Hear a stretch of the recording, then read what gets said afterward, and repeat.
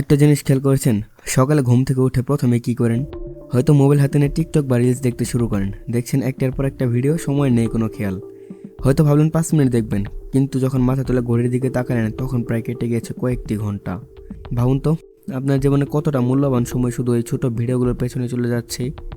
এটি শুধু সময় নষ্ট নয়, আপনার মানসিক ও শারীরিক স্বাস্থ্যের উপরে ফেলছে মারাত্মক প্রভাব। সবচেয়ে বড় কথা, এগুলো আপনার জীবনে মানসিক শান্তি, কাজের মনোযোগ এবং নিজের জীবনের উপর নিয়ন্ত্রণ কেড়ে নিচ্ছে। আজ আমরা এই আসক্তির গভীরে জানবো কিভাবে এটি আমাদের দাসে পরিণত করছে আর কিভাবে এর থেকে মুক্তি পাওয়া সম্ভব। আসুন আজকের ভিডিওতে সেই গভীর সত্যটা খুঁজে বের করা যাক। আজকাল পাড়া মহল্লায় যত্রতত্র কিছু তরুণ তরুণীকে বেপরোয়াভাবে শুটিং করতে দেখা যায়। রাস্তায়, ছাদে, এমনকি বারান্দায় বসে মুহূর্তের মধ্যে তৈরি করা হচ্ছে ভিডিও।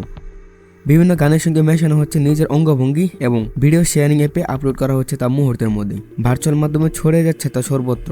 অলস সময় কাটানো মানুষ তা দেখছেন। মানহীন এসব ভিডিওতে বিপদগামী হচ্ছেন অনেকে। রাতারাতি জনপ্রিয় হতে টিকটক লাইকে বেছে নিচ্ছেন এক শ্রেণীর মানুষ। টিকটককে কেন্দ্র করে সংসার ভাঙছে, আত্মহত্যার ঘটনা ঘটছে, এমনকি ঘটছে হত্যাকাণ্ড। ফাঁস নেয়ার টিকটক ভিডিও বানাতে গিয়ে ফাঁসেই মারা গেল এক কিশোরী। মর্মান্তিক এই ঘটনাটি ঘটেছে নোয়াখালীর চাটখি। বাগেরহাটে টিকটক করা নিয়ে কলহের জেরে স্ত্রীকে হত্যার পর থানায় আত্মসমর্পণ করেছেন এক স্বামী। গাজীপুরের কাপাসিয়ায় টিকটক ভিডিও ফেসবুকে ছড়িয়ে দেওয়াকে কেন্দ্র করে প্রতিপক্ষের ছুরিকাঘাতে শিশু সহ 3 জন নিহত হয়েছেন। বিশেষজ্ঞরা বলছেন এই টিকটক ভিডিও এক ধরনের নেশা। এই নেশা কোনো কোনো ক্ষেত্রে মাদকের চেয়েও ভয়াবহ। ভার্চুয়াল নেশায় আক্রান্ত হয়ে অনেকে নানা অপরাধমূলক কর্মকাণ্ড জড়িয়ে যাচ্ছেন। নির্মাতাদের অনেকে অনিয়মতান্ত্রিক জীবনযাপন করেন। নানা অপরাধও জড়িত অনেকে, মাদক ও পতিতাবৃত্তির মতো অপকর্মে লিপ্ত অনেকেই। যে কারণে টার্গেটকৃত ব্যক্তিদের আকৃষ্ট নিজের পরিচিতির জন্য অনেক মেয়ে স্বেচ্ছায় এর মাধ্যমে সক্রিয় হতে দেখা যাচ্ছে।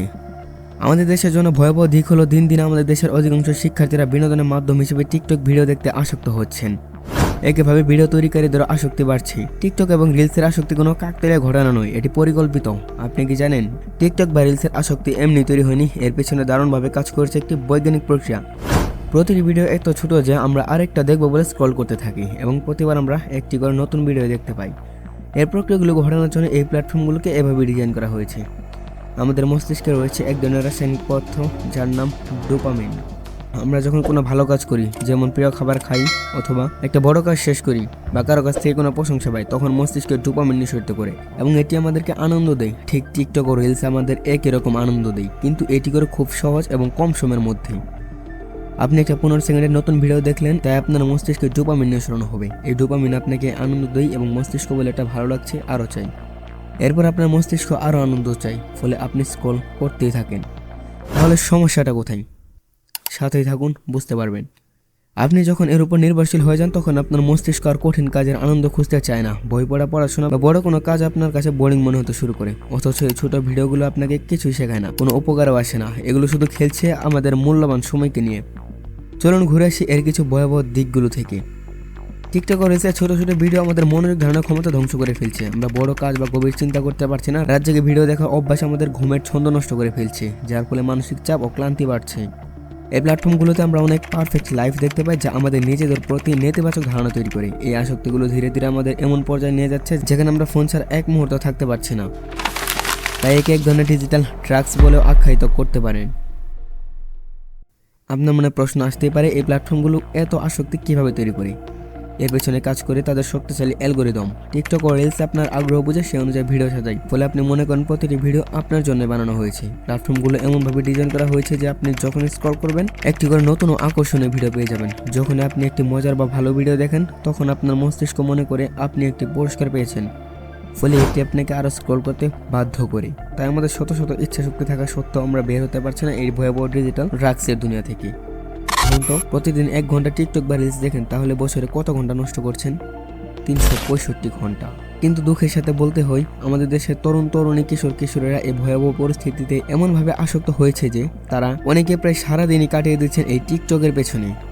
এই ছোট ভিডিওগুলো আমাদের মস্তিষ্ককে অভ্যস্ত করে তুলছে সবকিছু দ্রুত পেতে, ফলে বড় কোনো কাজ করার সময় মনোযোগ ধরে রাখা অসম্ভব হয়ে পড়ছে। অনেকে রাতে ঘুমানোর আগে স্ক্রল শুরু করেন। সমস্যাটা হলো এটা থামানো যায় না।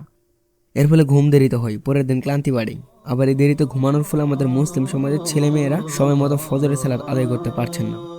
এই প্ল্যাটফর্মগুলোতে অনেক মানুষ পারফেক্ট লাইফ, সুন্দর মুখ এবং সফলতার ঝলক দেখায়। এগুলো দেখে নিজের জীবনকে কম মনে হতে শুরু করে। আপনি ভাবেন, আমার জীবন কেন এত ভালো নয়, কিন্তু বাস্তবতা হলো ঠিক এগুলোর উল্টো। এই ভিডিওগুলো থেকে অনেকটা সাজানো। এগুলো দেখে আপনি ভাবছেন আমার ইচ্ছা শক্তি কেন এত দুর্বল। সমস্যাটা আপনার নয়, প্ল্যাটফর্মের ডিজাইন এমন।